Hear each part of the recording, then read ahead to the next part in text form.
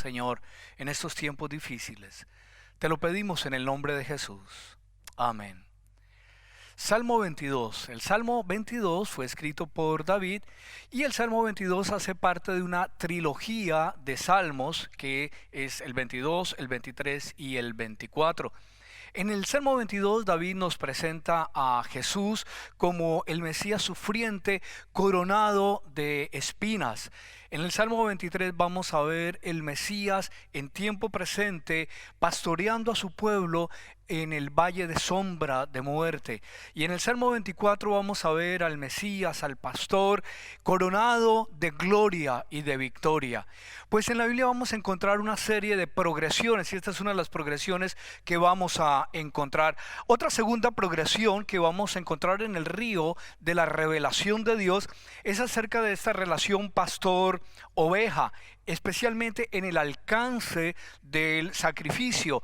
En la Biblia usted va a encontrar que primero se nos habla de un sacrificio de un cordero por una familia. Luego vamos a ver el sacrificio de un cordero por una nación. Pero finalmente en el Nuevo Testamento vamos a encontrar en la progresión el sacrificio de un cordero por el mundo. Este es el cordero de Dios, no del hombre, sino de Dios, no que cubre, sino que quita los pecados del mundo. Y quizás una tercera progresión que encontramos en la Sagrada Escritura es en esta relación oveja-pastor, pastor-oveja, es en los títulos que la Escritura le da a Yeshua HaMashiach, a Jesús el Mesías. Le llama pastor, le llama buen pastor, le llama gran pastor y le llama príncipe de los pastores. Pues entonces en el Salmo 22 David escribe proféticamente acerca de un suceso que va a cumplirse 1000 años después de que él escriba este salmo y de que Jesús nazca de una virgen. Todo el Salmo 22 que vamos a leer a continuación se refiere a Jesús. Podríamos decir que el Salmo 22 es el Salmo de la cruz y es el salmo más citado en todo el Nuevo Testamento. Ese salmo está dividido en dos partes principales. La primera del versículo 1 al versículo 21, donde se nos habla del sacrificio del Cordero de Dios. Pero a partir del versículo 22 se nos habla del triunfo y de la victoria de ese Cordero en medio de sus hermanos. Quizá el día de hoy abordemos la primera parte y posteriormente estaremos estudiando la segunda parte. Acompáñenme entonces, por favor, a la lectura del Salmo 22, que dice: Oh Elohim. En la Reina Valera dice: oh Dios. Oh Elohim, mi Elohim, atiéndeme. ¿Por qué me has abandonado? La cuenta de mis transgresiones está lejos de mi salvación. Mi Elohim, mi Dios, por el día yo clamaré a ti, pero tú no escucharás. Asimismo por la noche, y no tengo alivio. No obstante, tú eres mi Kadosh, el Santo. Tú habitas en las alabanzas de Israel. En ti nuestros padres pusieron su confianza. Ellos confiaron y tú los libraste. Ellos clamaron a ti y fueron salvados. Ellos confiaron en ti y no fueron avergonzados. Pero yo soy gusano, no un hombre, despreciado por todos, aborrecido por el pueblo. Todos los que me vieron se burlaron de mí. Ellos hablaron con sus labios y menearon sus cabezas, diciendo: Él se encomendó a Yahvé, así que Él lo libere. Que Él lo salve, pues pone su delicia en Él. Pero tú eres el que me sacó del vientre, mi esperanza de los pechos de mi madre. Desde mi nacimiento he sido echado sobre ti. Desde el vientre de mi madre tú eres mi Elohim, mi Dios. No estés lejos de mí, porque la aflicción está cerca y no hay nadie que ayude. Muchos toros me rodean, fuertes toros de Basán me han cercado. Ellos han abierto la boca grande contra mí, como leones rapaces y rugientes. Estoy siendo derramado como agua, todos mis huesos están desencajados. Mi corazón en el medio de mis entrañas se ha vuelto como de cera derretida. Mi fuerza se ha secado como fragmento de vasija. Mi lengua se pega a mi paladar. Me has derribado al polvo de la muerte. Muchos perros me rodean. La asamblea de los perversos me has echado alrededor. Ellos atravesaron mis manos y mis pies. Yo cuento todos mis huesos y ellos me observan con satisfacción maligna. Dividieron entre sí mis vestiduras. Por mi túnica echaron suertes. Pero tú, oh Yahvé, no remuevas mi ayuda, mi fortaleza. Ven deprisa a ayudarme. Libera mi alma de la espada, mi único engendrado del poder de los perros. Sálvame de la boca del león, de los cuernos de los toros salvajes. Rescátame. Declararé tu nombre a mis hermanos. Allí mismo, en medio de la congregación, te cantaré alabanzas. Tú que temes a Yahvé, alábale. Toda la descendencia de Jacob, glorifíquenlo. Toda la descendencia de Israel, teman a él. Y continúa hasta el versículo 31, pero voy a detenerme en la lectura solamente hasta este versículo. Algunos autores bíblicos dicen que David estaba pasando por una situación como la que narra en este salmo, pero no estoy de acuerdo, ni muchos autores tampoco están de acuerdo con esta situación, porque a David jamás le horadaron las manos, jamás le horadaron los pies, y lo que está hablando el texto es de una ejecución tal como la ejercía el Imperio Romano en el primer siglo, y en la época de David en que fue escrito este salmo no existía tal tipo de ejecución entre los romanos. Entonces, este Salmo 22 que acabamos de leer es el Evangelio, las buenas nuevas presentada al pueblo de Israel, presentada a los judíos antes de que llegara el Mesías. Entonces, en primer lugar vamos a hablar del grito, el grito de este salmo, y quizá todos nosotros conocemos la famosa obra de Munch acerca del grito. Y aquí el Mesías, o David, profetizando el Mesías, está gritando: mi Elohim, ayúdame, escúchame, atiéndeme. Jesús se aferra a Dios con sus dos manos y grita dos veces: Dios mío, ¿por qué me has desamparado? En lengua aramea fue Elí, Elí, lama sabactani. Oh, si tú y yo pudiéramos imitar a Jesús en su forma de adherirse a Dios. Observemos algunas de estas palabras. ¿Por qué? Hay preguntas que continuamente nos hacemos. ¿Estás embarazada? ¿Cuándo llegas de viaje? ¿Te fue bien el día de hoy? ¿Ya almorzaste? Pero hay preguntas que realmente como que nos incomodan y producen en nosotros cierto malestar.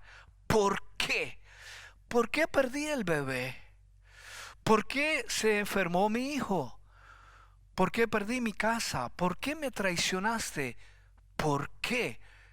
¿Por qué? Y aquí David, profetizando acerca del Mesías, está diciendo esta frase: ¿por qué? ¿Cuál es la causa de este extraño hecho de que Dios abandone a su propio hijo en un momento de aflicción tan extrema? No hay causa delante de él. ¿Por qué pues le ha desamparado? Cuando posteriormente Jesús, 1000 años después, lanzó este mismo grito, porque Jesús está sufriendo el desamparo en la más cruda realidad.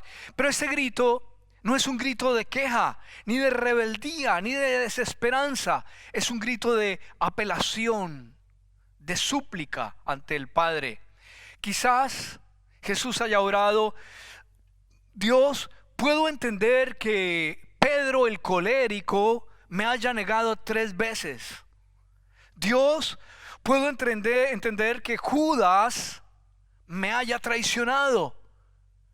Pero tú, mi Dios, mi Elohim, que me hayas desamparado, mi amigo íntimo, que me hayas desamparado, eso es lo peor. ¿Por qué? Ese grito del por qué es el de un hijo perdido que no entiende por qué su padre le ha dejado a merced de una cruel humanidad. Mira el versículo 2. Dios mío, clamo a ti de día, clamo a ti de noche. ¿Alguna vez has orado así? Señor, pero te lo he pedido. He venido ante ti, he orado, he ayunado, he hecho vigilia, he clamado y nada pasa. ¿Por qué? Pues esto no es algo nuevo.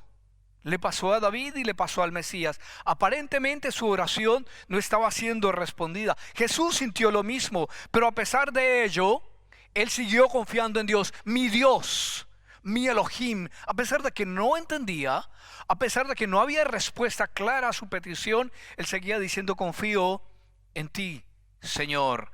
El grito de clamor que hace el Señor en este momento es porque aparentemente su oración no está siendo respondida. No es tanto realmente por la corona de espinas, no es tanto por lo que le golpearon, no es tanto porque le escupieron, no es tanto por los latigazos, ni siquiera por los clavos que pusieron en él.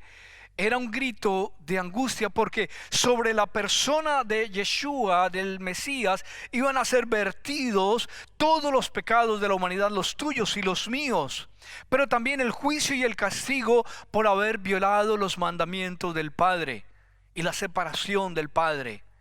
¿Por qué el Padre abandonó al Hijo si dice la Escritura que ni siquiera Pilato halló nada malo en él? ¿Por qué? La respuesta está en la boca de David en el versículo 3. ¿Por qué? Porque, versículo 3, porque tú eres santo. Aquí está la respuesta. Porque tú eres santo, porque tú habitas en las alabanzas de Israel. Esta es la respuesta profética de David al por qué. Porque tú eres santo. Es como si hubiera dicho: no importa lo que he de sufrir. Las tempestades pueden rugir sobre mí, los hombres pueden despreciarme, los demonios pueden tentarme, las circunstancias pueden arrodillarme, incluso Dios puede desampararme, pero con todo, Dios es santo. Tú eres santo. La santidad de Dios no es sino otro aspecto de su fidelidad y de su misericordia. Debido a que todos nosotros nos descarriamos como ovejas y cada cual se apartó por su camino, es por eso que Yahvé tuvo que cargar en Jesús el pecado de todos nosotros. Esa es la razón. Ese es el mensaje del Evangelio, que aquel que no conoció pecado, por nosotros se hizo pecado, para que nosotros fuésemos hechos justicia de Dios en él, dice la Escritura. Porque tú eres santo. Esa es la respuesta. Y si eres santo, también eres justo. Y si ahorita no comprendo y no obtengo respuesta a mi clamor, como yo sé que tú eres santo, y como yo sé que tú eres justo, y como yo sé que tú eres bueno, y como yo sé que tú eres mi Padre, y como yo sé que tienes pensamientos de paz y de bien sobre mí, yo sé que al final de esta prueba tendré la victoria. Y esa era la esperanza del Mesías. Y esa es nuestra esperanza también. Primero, el grito. Segundo, la esperanza. Versículo 4 y 5. En ti, en aquel que es santo, en ti esperaron nuestros padres. Esperaron. Se repite 3 veces la palabra. Esperaron. Esperaron. Esperaron en ti, esperaron nuestros padres, y tú los libraste. 3 veces David repite que Israel esperó en el Señor, que confió en Dios y les fue bien. El retraso entonces en la respuesta a nuestras oraciones, al grito de clamor, tiene una razón. Debemos esperar porque Él es santo. Debemos esperar porque Él es fiel. Debemos esperar porque Él es bueno. Según el versículo 4 y 5, los que esperan serán librados. Vamos ahora al versículo 6. Y David, y posteriormente 1000 años después, el Mesías va a decir esta palabra: porque yo soy gusano y no hombre. ¿Cómo puede el Rey de Gloria, cómo puede el Señor del universo decir yo soy gusano? Si eres el gran yo soy, el eterno presente, el mismo de ayer, de hoy y de siempre. ¿Cómo es que el Señor de la historia puede decir yo soy gusano? Pues Isaías capítulo 52 profetiza eso mismo 300 años después de David, pero 700 años antes del Mesías, antes de que naciera Jesús. Mire lo que dice Isaías: fue desfigurado, fue menospreciado y no lo estimamos, y como que escondimos de él el rostro, porque se veía feo, parecía un gusano aplastado. Pero si vamos al hebreo, vamos a descubrir algo maravilloso, algo que a simple vista de pronto no podemos ver. La palabra en hebreo para gusano es zohat y significa gusano carmesí. Gusano carmesí. Y el gusano carmesí tiene un nombre científico, y usted luego lo puede buscar en cualquier enciclopedia, la Enciclopedia Británica o en otro lugar, que se llama Coccus ilicis.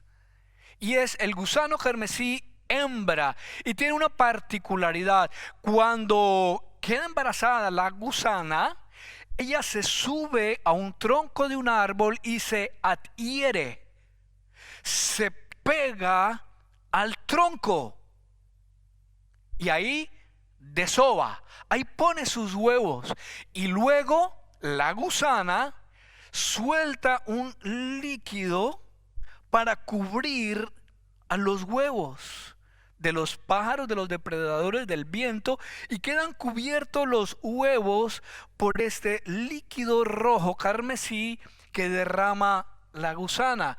Pero al hacer este esfuerzo de desovar, de dar vida y de soltar este líquido carmesí, la gusana muere, adherida al tronco. Ella muere para dar vida. Y Yeshua está diciendo: porque yo soy gusano y no hombre. Dice Hebreos 2:10: porque convenía aquel quien todas las cosas subsisten, quien habiendo de llevar muchos hijos, huevitos, muchos hijos a la gloria, perfeccionase por aflicciones al autor de la salvación de ellos. Era menester que el Mesías, que el pastor, sufriera para dar vida a todos aquellos que creyeran en él. Su confusión puede ser nuestra gloria, su castigo nuestra bienaventuranza celestial. Versículos 7 y 8: todos los que me ven me escarnecen, tuercen los labios, menean la cabeza.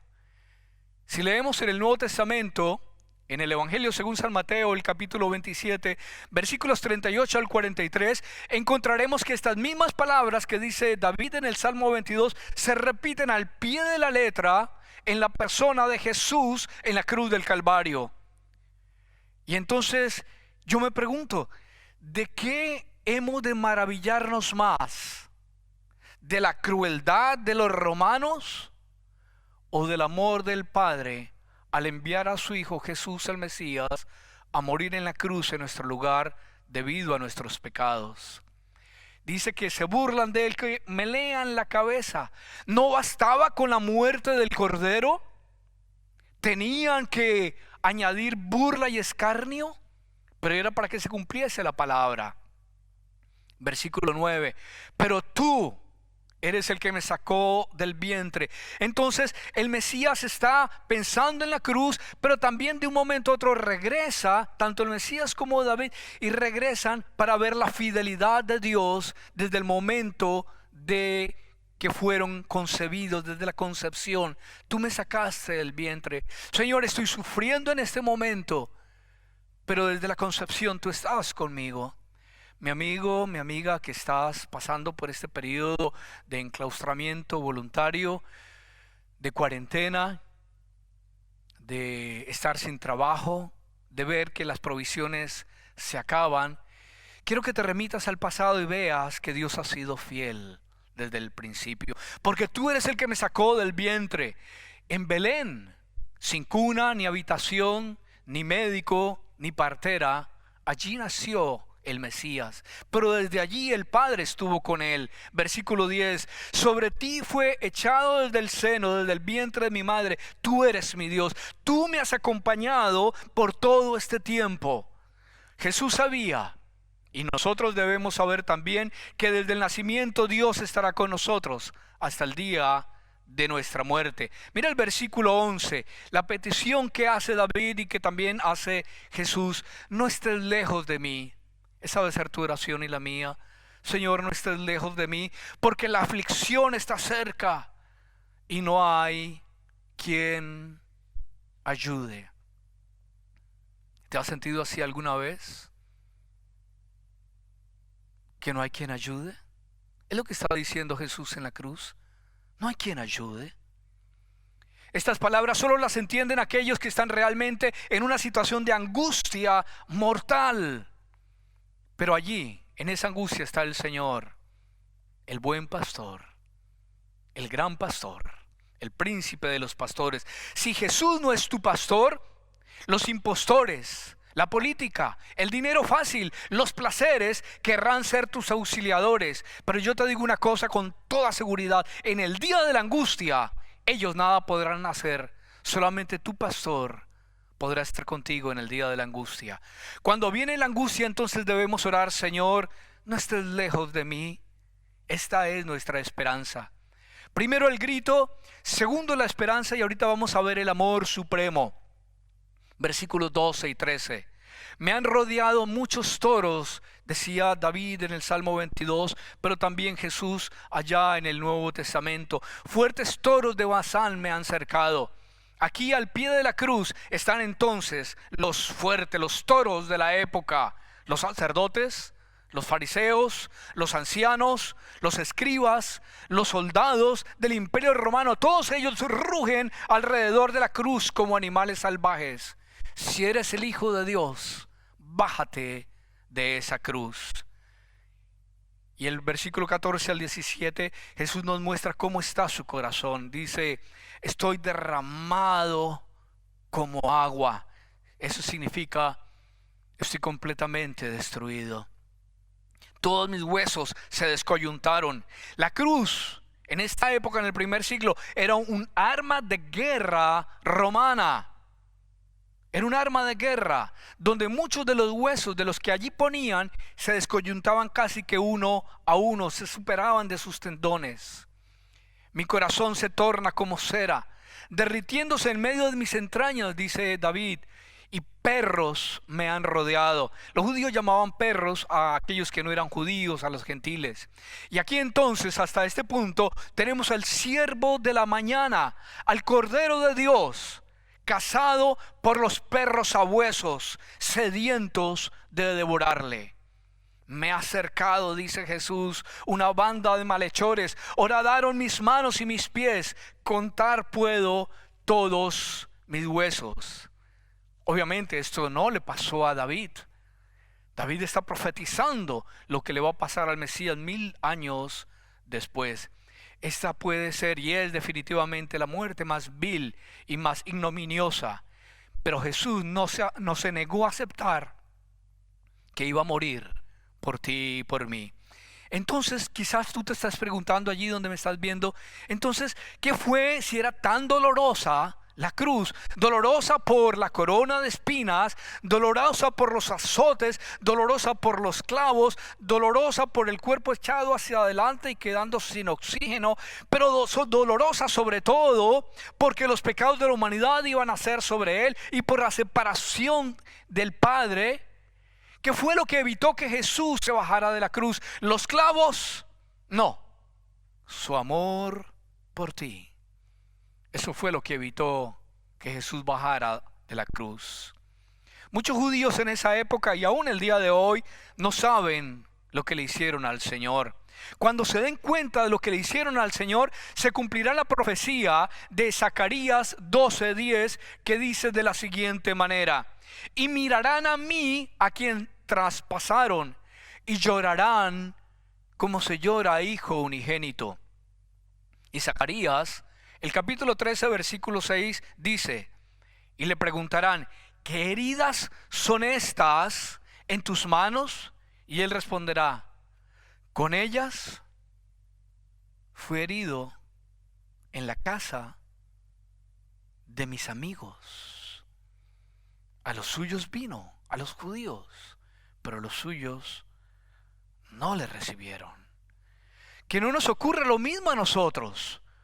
Que no nos ocurra lo mismo a nosotros. Cada vez que nosotros decidimos hacer nuestra voluntad y no la de Él, cada vez que decidimos que es correcto matar a un bebé en el vientre de su madre, cada vez que inventamos nuestros propios modelos de familia, cada vez que no ayudamos a la viuda, al pobre, al necesitado, al inmigrante, horadamos nuevamente las manos y los pies del Mesías. Verso 18. Repartieron entre sí mis vestidos y sobre mi túnica echaron suertes, dice David. Y 1000 años después, en Mateo 27:35, Jesús repite estos mismos versículos, que se cumpliese lo dicho por el profeta. ¿Cuál profeta? David, en el Salmo 22. Versículos 19 y 20. Sálvame de las fauces del león. Recuerde que en la Biblia Satanás es conocido también como el león. Mira lo que dice Hebreos 5:7. Y Cristo, en los días de su carne, recordemos que la unión hipostática de Jesús es 100% Dios, Jesús es 100% hombre. Y entonces Hebreos dice, y Jesús en los días de su carne como hombre, ofreciendo ruegos y súplicas con gran clamor y lágrimas al que le podía librar de la muerte, fue oído a causa de su temor reverente. Recordemos que él está gritando, Señor mío, Dios mío, Dios mío. Dice la Biblia que él fue oído. ¿Fue oído? Pero le crucificaron. Pero fue oído. Fue oído. Mire Juan 12:24. De cierto os digo que si el grano de trigo no cae a la tierra y muere, queda solo. Pero si muere, lleva mucho fruto. Era necesario que Jesús muriera en la cruz del Calvario para que tú y yo, si confesamos nuestros pecados y creemos el Evangelio, fuéramos salvos de esta perversa generación y obtuviéramos vida eterna por gracia. Jesús grita, Jesús tiene esperanza, pero está el amor de Dios, porque de tal manera amó Dios al mundo que ha dado a su Hijo unigénito para que todo aquel que en él cree no se pierda, mas tenga vida eterna. Pero este Señor que murió y que está aquí afligido, y que en una próxima predicación miremos acerca de la resurrección y la continuación de este Salmo 22, vamos a ver el punto número 4. Él resucitó. Mira el versículo 22 del Salmo 22. Salmo 22:22. Viene hablando el Mesías de aflicción, de dolor, de separación, de angustia. Pero gira y en el versículo 22 dice, declararé tu nombre a mis hermanos. Allí mismo, en medio de la congregación, te cantaré alabanzas. Del grito de dolor al grito de alabanza y de júbilo y de victoria. A partir de este versículo, la transición es muy marcada en el Salmo 22. De una horrible tempestad, el tema cambia a una gozosa y victoriosa calma. El Redentor ha resucitado. El Salvador sonríe. El Salvador vive. El Salvador ha resucitado para que conozcamos el nombre del Padre, YHVH, Yahweh, para que conozcamos su santo nombre, Yahweh Elohim, el cual es bendito por los siglos de los siglos. Amén. Y ese santo y eterno nombre demanda de aquellos que quieren ser sus ovejas. ¿Qué demanda?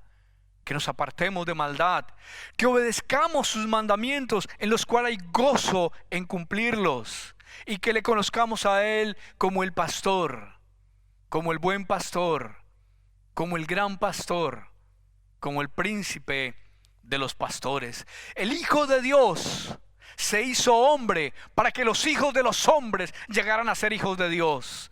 El precio de nuestro rescate fue altísimo, costó la vida de su propio Hijo, del Hijo de Dios. Mi amigo, mi amiga que nos estabas escuchando, el llamado de la Escritura es claro, es que mueras con Él para que puedas vivir con Él. Si Cristo no resucitó, vana es nuestra fe, vana es también nuestra predicación. Los clavos no pudieron sostenerlo, la tumba no pudo retenerlo, la inmensa piedra que tapaba la cueva y el sepulcro no pudo evitarlo. La guardia romana que custodiaba la tumba no pudo negarlo. ¿Por qué? Porque Él resucitó. Jesucristo vive. Él es el Rey de la gloria. Y en este momento dice la Biblia que Él está sentado en los lugares celestiales, a la diestra del Padre, orando por usted y orando por mí. Y si usted cree el Evangelio, usted puede tener vida eterna. ¿Por qué buscas entre los muertos al que vive? Jesús vive para siempre. Él resucitó. Él venció al que tenía el imperio de la muerte. Y tú que me estás escuchando, hoy puedes tomar una decisión que puede cambiar radicalmente tu vida para siempre. Quizás creas en Dios, tal vez vayas a misa, quizás tengas un crucifijo en tu pecho, en tu cuello. Pero si no te has arrepentido de tus pecados, si no has creído el Evangelio que Jesucristo murió, fue sepultado y resucitó al tercer día, y si no lo confiesas con tu boca, no podrás ser salvo.